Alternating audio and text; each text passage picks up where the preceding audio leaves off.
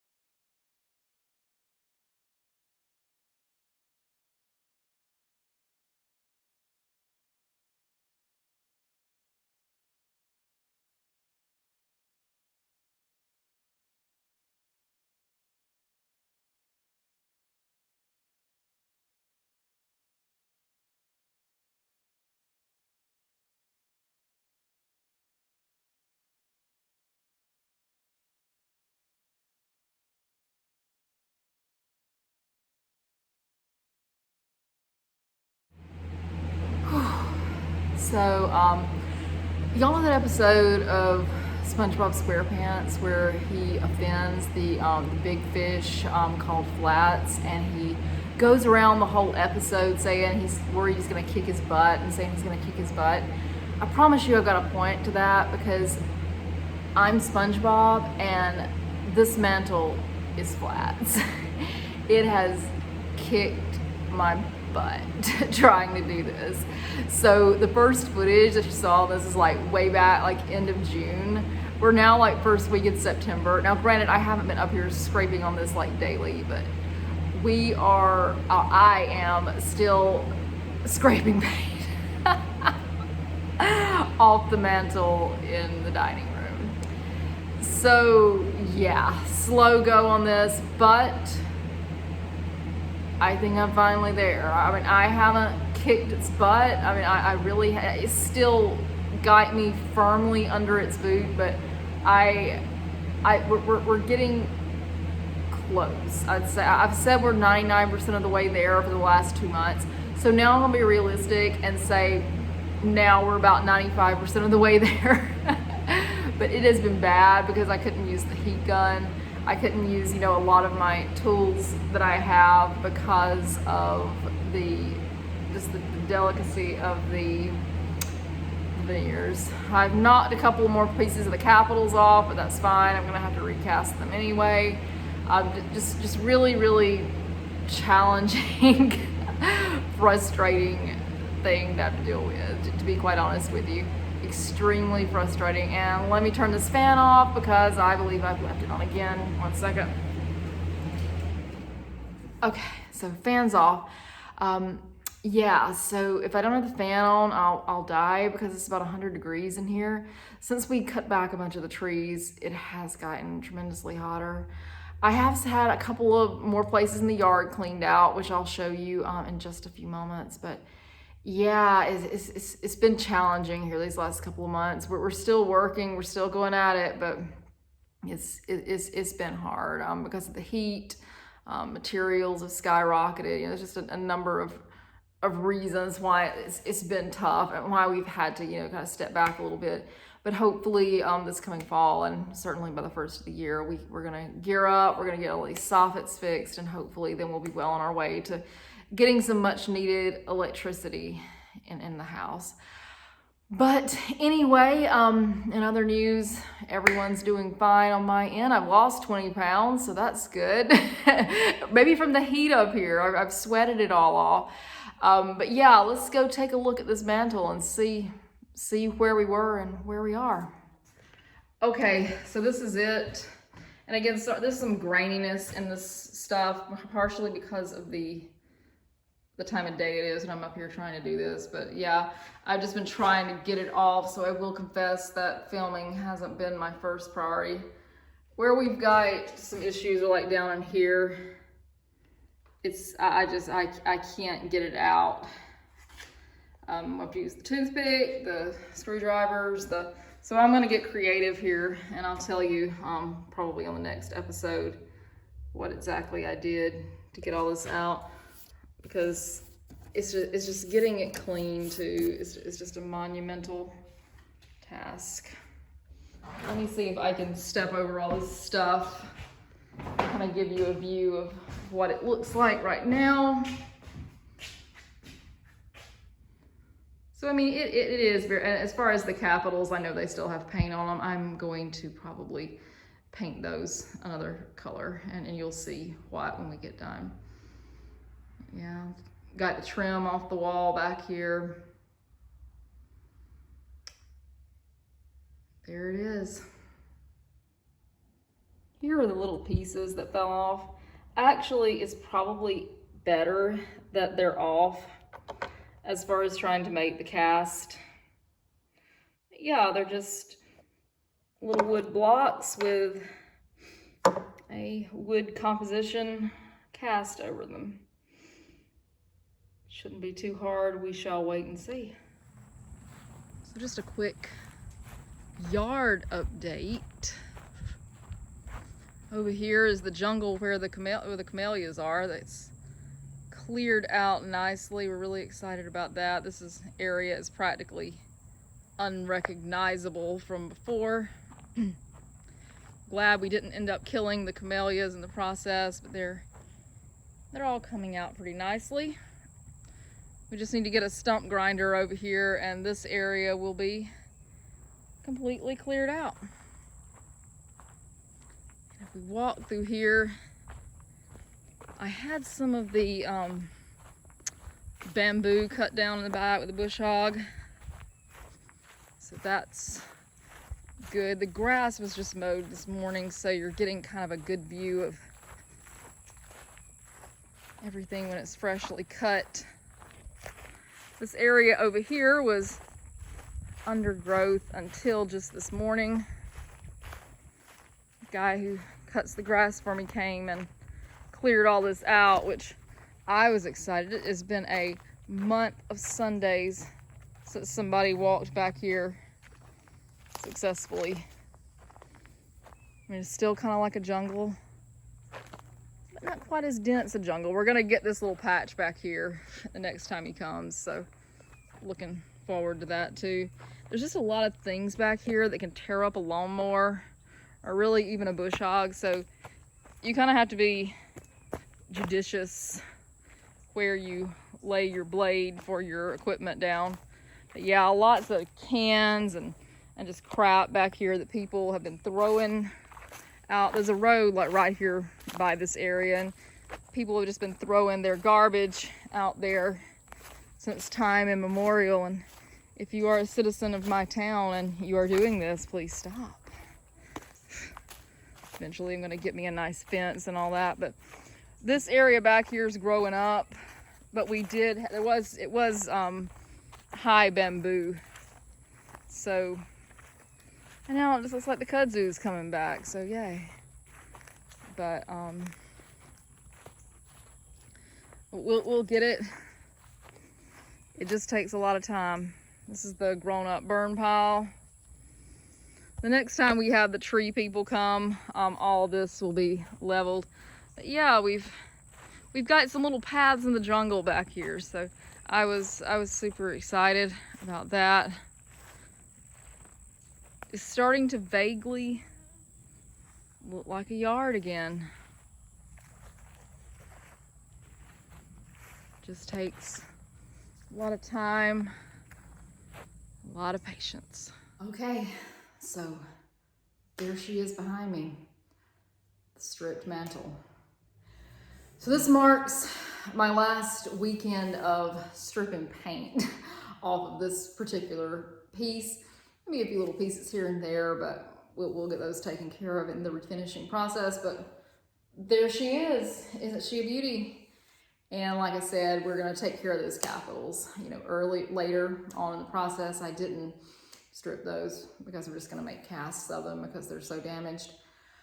Okay, so what we're gonna be doing in the next video on this one's getting kind of long, so we're gonna go ahead and put it out with just the stripped process done.